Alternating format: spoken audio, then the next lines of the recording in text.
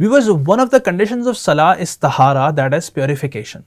And this purification includes the purification of a Salah performer's dress as well.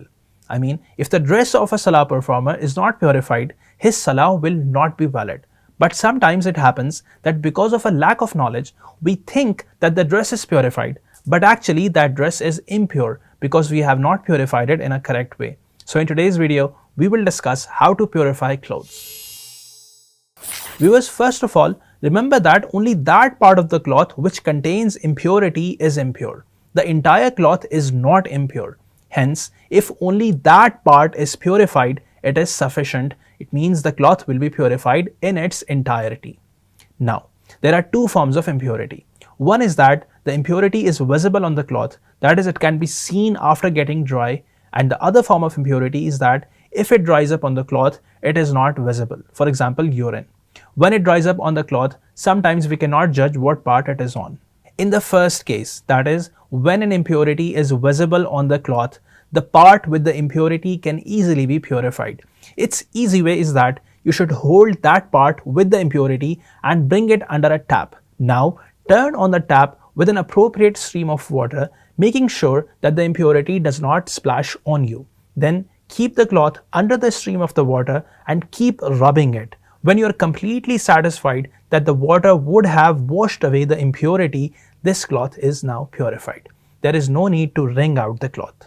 And in this case, if the impurity is thick, which is called Najasat-e-Mar'iyya, for example stool, dung, blood, etc., there is no condition of counting the washes, rather it is necessary to remove it. If it is removed by washing it once, it will be purified only by washing it once. And if it is removed by washing it 4 to 5 times, it will have to be washed 4 to 5 times. However, if the impurity is removed within less than 3 washes, it is mustahab to complete the count of 3 washes. And remember that if the impurity is removed, but its effect, that is color or smell, remains, it is necessary to remove it as well. However, if its effect is removed with difficulty, there is no need to remove the effect. If you wash it thrice, it is purified. Now, let's switch to the other form of impurity, that is Najasat-e-Ghair Mar'iyya, that is the impurity which is not visible after being dry, for example urine.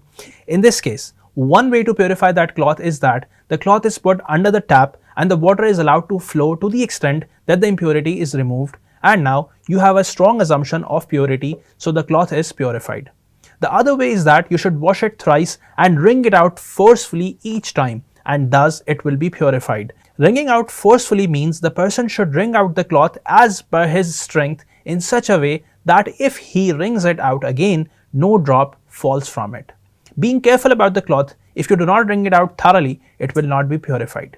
Viewers, this was a brief method of purifying clothes. To learn about its details, read Bahar-e-Shariat Part 2, and for more videos, subscribe to our channel. May Allah Almighty purify our outer and inner selves.